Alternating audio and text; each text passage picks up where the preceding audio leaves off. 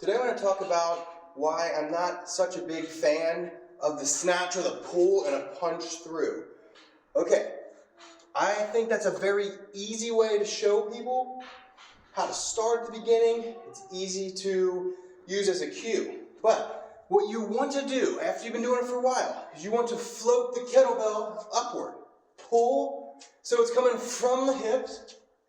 Then, as the bell comes through, we're just putting the arm into that position. So, another thing, what people call a tactical snatch, is a very easy way to get this to happen. So, from one side to the other, the hand follows the bell and goes right inside. Now, you want to do that from the same side for a very easy float and hand insertion. One side to the other.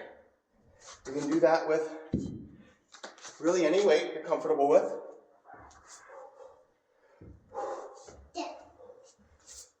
Just like that. Same side, snatch, up, insert. Easy.